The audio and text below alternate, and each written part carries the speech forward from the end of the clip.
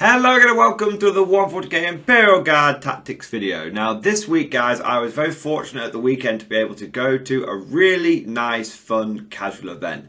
It was a Northern Warlords Trios tournament and it's kind of an interesting event. It was very much a fun one, more casual one. The emphasis is on fun, fluff, narrative, and your actual in-game score is worth barely half of your overall score for placing in the event. So it's a really interesting way of doing things. Now the Northern Warlords normally run quite cutthroat events, but this is to contrast that, and it's not even called, they don't even really call it a tournament, they call it like an event, a social. So it's really fun, and I was fortunate enough that I was able to go this weekend. Now the way that this event works is that it's like rule of three, but hardcore rule of three, which means even troops are limited to only 3 options. What's really interesting though is that it's called trios because not only is there a hard rule of 3, but you go in teams of 3. And on these teams of 3, you will play a series over the weekend, a series of doubles and singles games. So you have to go to the tournament with like a 1k list and a 2k list. Your 1k list is kind of your foundation, so what you take in your 1k has to be in the 2k. It's just a really fun event, and I look forward to it every single year. And this year I was really looking forward to it because I've been going to a lot of cutthroat Shark Tank style events over the last 6 months, since lockdown went away in the UK and we've been able to do events again. And it's been really nice to sort of round the year out, because this was actually the last event I was going to do this year, to round the year out with just a much more fun social event. So that's what I was up to this weekend. Now you might be thinking, Morning Glory, why are you telling me this kind of stuff? What the heck are you talking about? Well, the reason I'm talking about this is because at this trios event I was able to run my pure infantry guard, and that's what you can see the army in front of you now. And it was really fun to be able to crack out the pure infantry and take them into just a bit of a more fun environment and not having to worry too much about being super optimized or anything like that. But what I really enjoyed about this is it allowed me to try out the new Cadian supplement from a totally different angle to that which I've been doing before. You see, previously when I've been to events, I've been running with the Cadians, I've been running hybrid guard. And the main focus of the tactics hasn't been on the infantry, it's been on the tanks. We're talking about how can I use load, fire, reload on the manticores, and how can I make the best use of Pask and Gatekeeper and that kind of stuff. And the infantry have had a very simple job, which is just screening. But I had a feeling in my bones that if you take a Cadian infantry army, that the way the supplement interacts and the stratagems that you're going to use in that supplement will be totally different. And that's what I wanted to try out. And so I took this fun infantry list to this really fun, nice, casual event. And it was just a great way of me being able to just really try some interesting things out, throw some different stratagems down, do things a little bit differently. So that's what I want to talk about today. Now, just to be absolutely clear, this was a much more casual event, and I'm not going to doing a game-by-game breakdown. The simple reason for that is, one, I didn't take as many notes, I was relaxing a little bit more, I wasn't being overly tactical, it didn't really matter if we won or lost the games, it was just more about having a bit of fun and having that social interaction. And secondly, half of the games that I played at this event were doubles, where it was my infantry paired up with another force, either Alex's Valhallans or my brother's Dark Elder. And so the infantry tactics there, they didn't really work, didn't really apply. So, because obviously at that point you're using like a hybrid army. So I'm not going to do a game-by-game breakdown. What I'm going to do is just go through my thoughts and feelings on how Cadian infantry plays very differently to Cadian armoured and Cadian hybrid armies, but and how they interact with the supplement. That's the main focus. How does this new supplement boost pure infantry guard or pure Cadian guard? So that's what we're going to talk about today. Without further ado, let's dive straight into it because I appreciate I've had a bit of a long intro today. So one of the first things that I realised about playing my pure infantry guard, this is going to sound kind of interesting, kind of weird, but it'll make sense as I talk through it, is that the army felt much more aggressive. Now, that sounds kind of weird, right? Because you would expect that an infantry army, that tanks would give you a lot more aggression. Just instinctively, that tanks bring firepower and brute force, and they allow you to push forward and blow things up. That's what tanks, historically, kind of, I'm not a military historian expert, but that's a feeling you get, that tanks are used for like breaking through stuff, right? But in 40k, and especially in the Guard, your tanks can't be breakthroughs, they can't lead spearheads. because if they get tagged in combat, then you lose a huge amount of their firepower. And you can try and mitigate that with heavy flamers, but you're paying for that big gun. If the big gun gets taken out of action by being tagged in combat, you know, you're losing a big part of the force. So that's kind of interesting. And what I realized is that by, you know, straight away I was just being way more aggressive with my infantry army. The conscripts were moving up, and it was way more, you know, I could be way more callous with my men. It's like, yeah, okay, if those 60 conscripts, you know, get wiped out turn one every turn, it doesn't every game, it doesn't matter, because there's 30 more behind, and there's 30 infantry behind them as well. There's 30 veterans behind that, and there's 30 scions coming in. There's just waves upon waves of infantry. So what I realized straight away is that whilst you'd think that infantry would be more defensive, more slow, more static, because they're, you know, they're slower in theory, what I realized was that actually in 40k world and 40k logic was that infantry guard was just way more aggressive. And even that was the case with, you know, the fact that I'm running Cadians, where it's like, you know, if you want to stay still so you get those rerolls. You didn't really care about that. You weren't really that bothered about the Cadian trait in that regard. The Cadian trait, you only cared about that on your things like your mortars and stuff like that. The rest of the time, you were kind of just happy to just be aggressive, move on, and you were just taking advantage of the fact that you've got conscripts that can take orders now. That was the really big thing. In my original games with the Cadians, when I was using the hybrid force, it was like, okay, these conscripts, they scream, but really I don't really want to give orders to them or anything like that. And it's the infantry squads behind that I want to be nipping out onto objectives and doing all that kind of good stuff. Totally different. In this game, totally different. In this game, it was the conscripts that were receiving the majority of the orders. They were moving, aggressively taking ground every single turn, swamping the middle of the board every single game, and they would die quickly, but they would take that ground and allow the other units to move forward. And you know, it was just really, really effective, just having this like first rush of 60 to 90 guys, and then coming up behind it come the next 60 to 90 guys. So it was really way more aggressive feeling army, which is kind of interesting.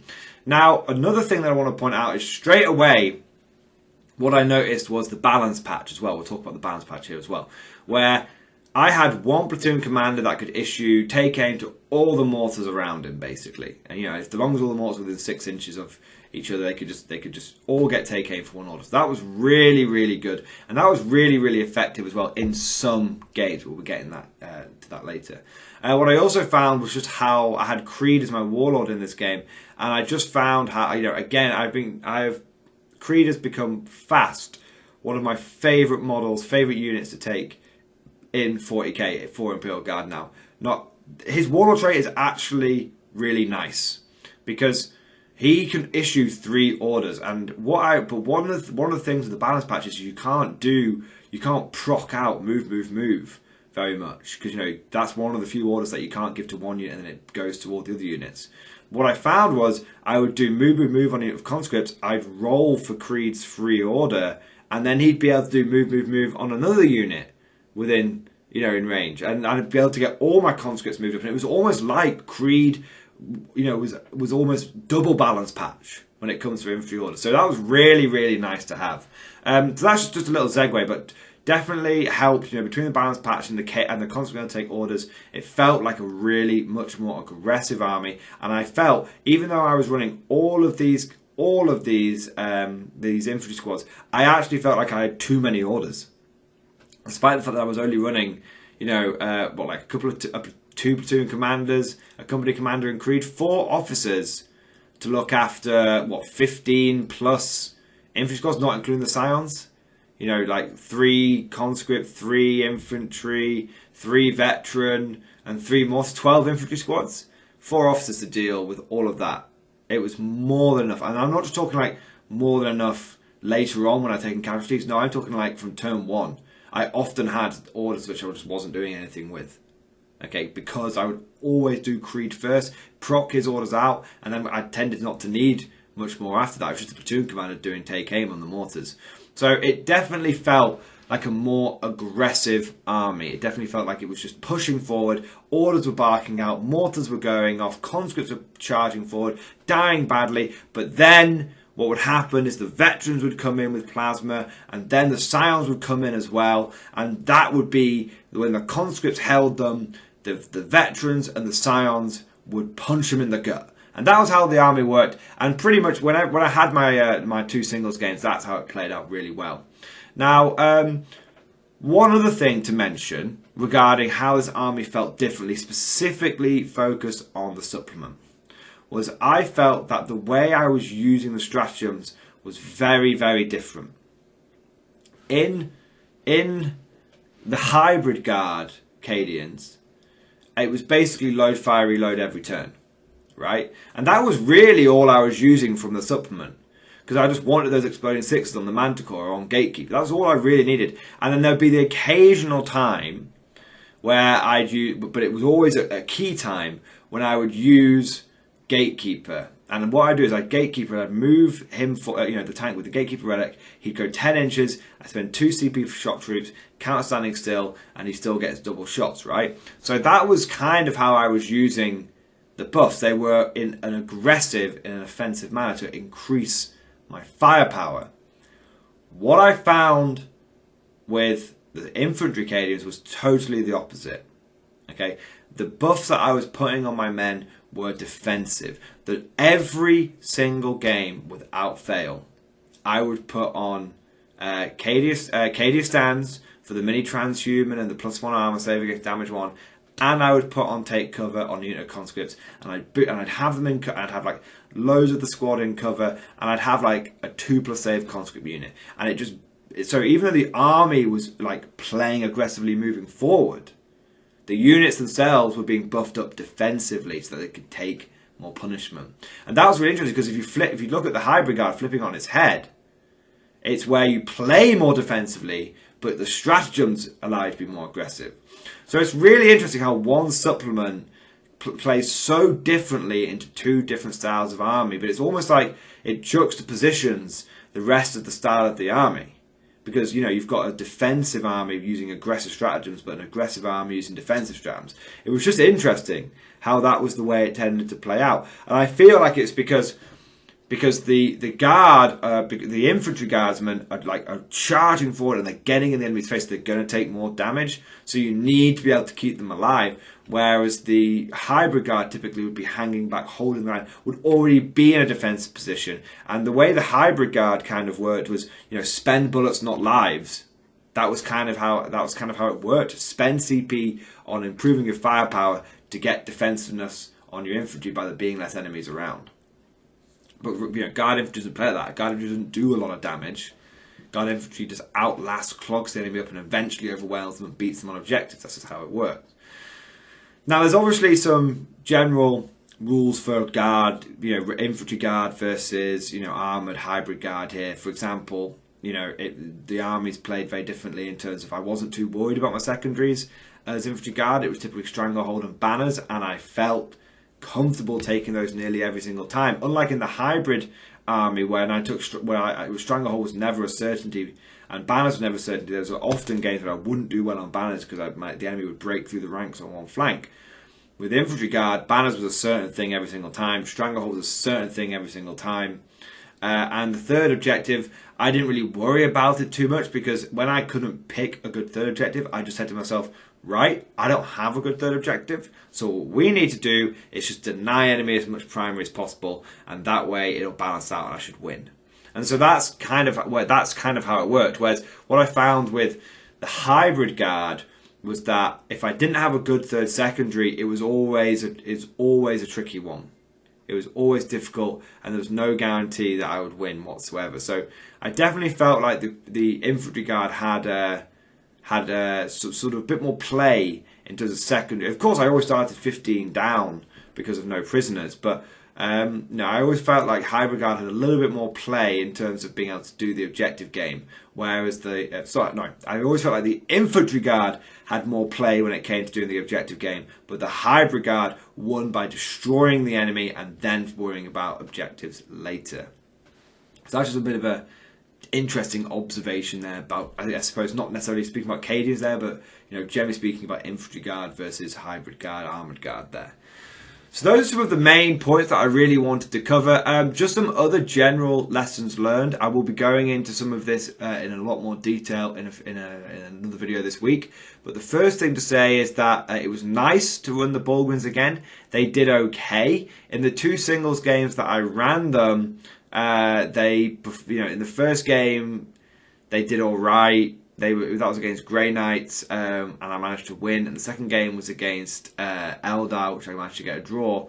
The problem I found with them was that they were really slow. They were really, really slow, and they just tended to They tended to take the most of the game to get where they needed to get, and then they'd like bully a unit or two, and then that was kind of it. So it was. Yeah, they were okay. I only really took them because I ran out of like regular sized human squads that I could take, that would make up enough points to fit into, bring the army up to, pure infantry, bring it up to 2k for the singles games. They weren't in my 1k list. But they were okay, but they felt like they either wandered around not doing a lot, the enemy just avoiding them, or that when they did get into a bit of a barney, they either bullied something and were massive overkill, or the one game where they ran into an Eldar Seer Council, they ended up just losing because the Seer Council was on a 3-up save, they were on like a 2-up save, and the Seer Council just won by basically smiting them to death turn after turn. So yeah, a bit of a funny one. I think Bulgarian are good, but I think they might be a little slow. But yeah, interesting. Yeah, it was a bit difficult having the Bulgarian wandering up the field whilst the conscripts sprinted past them. Do you know what I mean? They were okay. They were more of a psychological threat than an actual threat, I feel.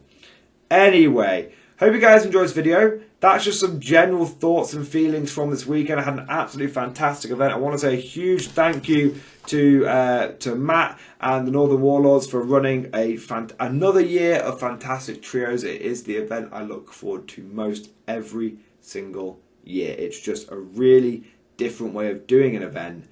And sometimes it's nice not to be overly cutthroat. Sometimes it's nice to just take your pure infantry lists. It's not optimized in any way, and just go nuts and just throw some Bulgars at someone. Throw waves of conscripts at people, and just have a bit of a fun time. So that was just really, really nice. And of course, I want to say a huge thank you to the Patreon supporters, because it's thanks to the Patreon supporters that I can go to any events, and it was just really great being able to go to the trios and just be, not having to worry about that, and just, having the support from you fantastic people over on the Patreon. There will be a link for Patreon down in the description below if you're interested in supporting me that way. But just want to say massive thank you, Patrons. You guys are legendary.